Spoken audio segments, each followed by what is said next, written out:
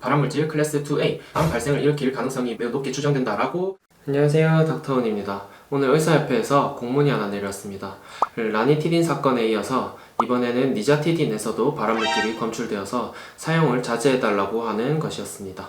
여러분, 라니티딘 사건 혹시 기억하시나요? 이제 잔탁, 큐란, 알비스 등의 이제 소화제 약인데요.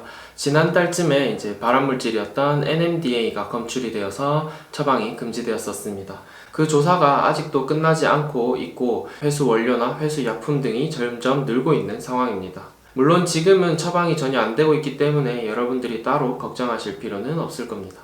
니자티딘은 라니티딘과 거의 비슷한 분자 구조를 가지고 있는 약물로 아주 흔하게 쓰이고 있는 약물인데요. 그냥 속쓰리다고 약을 이렇게 사 먹어도 대부분 소화제라고 하면서 섞어주는 약이 라니티딘과 니자티딘입니다. 니자티딘 또한 NMDA라는 발암물질이 검출되어서 이번에 이제 사용을 하지 말라고 저희한테 공문이 내려왔는데요.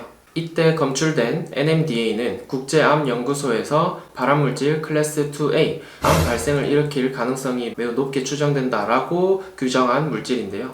같은 클래스 2A에 디젤 엔진에 배출가스가 있으니까 얼마나 해로운지 아시겠죠? 예전에 고혈압 치료제 중에 하나가 이제 이 성분이 또 검출되어서 판매가 중단된 적이 있습니다. NMDA를 섭취하게 되면 일시적으로는 간 손상으로 인한 이제 간 수치 증가, 여러분들은 느끼지 못하실 수도 있습니다. 하지만 장기적으로 복용했을 때는 간암에 이르기까지 간에 지속적인 손상을 줄 수 있기 때문에 굳이 이런 약들을 드실 필요는 없다고 생각합니다. 의사협회에서 공문이 내려오자마자 니자티딘 제품을 생산하는 한국 유나이티드 제약의 엑시딘, 그 다음에 보령제약의 스토가 같은 제품들에서는 발암물질이 나오지 않았다, 자체적으로 검사했는데 NMDA가 나오지 않았다 라고 빠르게 발표하면서 본인 약품들의 안전성을 강조하기도 했고요.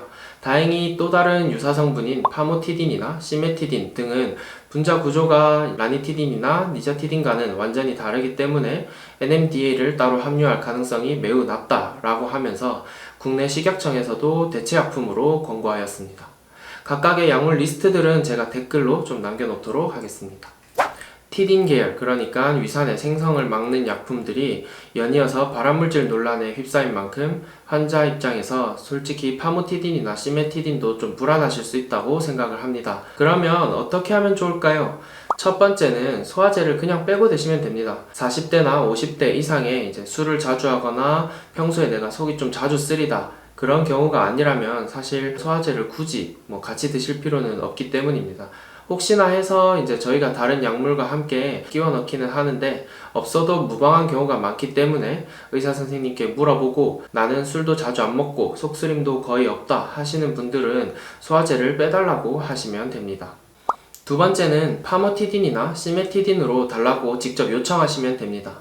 이 두 성분은 아까도 말씀드렸지만 라니티딘, 그 다음 니자티딘 같은 것과 분자 구조가 크게 다르기 때문에 발암물질을 생성할 가능성이 거의 없다고 발표되어 있기 때문에 대체 약물로 권고되었고요. 여러분들이 직접 의사 선생님께 이번에 논란이 있다고 하던데 저는 어떤 소화제를 먹나요? 이렇게 여쭤보시면 의사 선생님이 친절하게 가르쳐 주시고 혹시나 라니티딘이나 니자티딘을 쓰고 계신다면 직접 바로 바꿔 주실 겁니다. 세 번째, 나는 소화제를 먹긴 먹어야겠어요. 티딘이라고 이름 붙인 것들은 전부 다 불안하다 하시는 분들도 있을 텐데요. 그런 분들은 이제 티딘이라는 이름이 붙지 않은 소화제를 고르시면 됩니다. 저는 개인적으로 요새는 포리부틴이나 레마미피드라는 약을 많이 이제 처방을 하는데요. 아이들이 배가 아프거나 소화가 잘 안 될 때 처방하는 포리부틴은 이제 알약으로도 있고 시럽으로도 있고 그만큼 순하고 검증된 약이라고 할 수 있고 저도 이제 어제부터 계속 이걸로 처방을 하고 있습니다. 이번 소화제는 다른 어떤 증상의 약들에도 다 섞여 있는 약이다 보니 알게 모르게 많이 먹게 됩니다. 여러분들이 약국에서 그냥 구매를 해도 라니티딘을 살 수 있고 그 다음에 저희가 처방하는 약들에도 대부분 라니티딘이나 니자티딘이 들어가 있기 때문에 이런 것들을 좀 잘 구분지어서 드셨으면 좋겠고요. 이번 기회에 소화제들이 좀 잘 정립되어서 안전한 처방을 할 수 있었으면 좋겠습니다. 도움이 되셨다면 구독, 좋아요 부탁드려요. 안녕.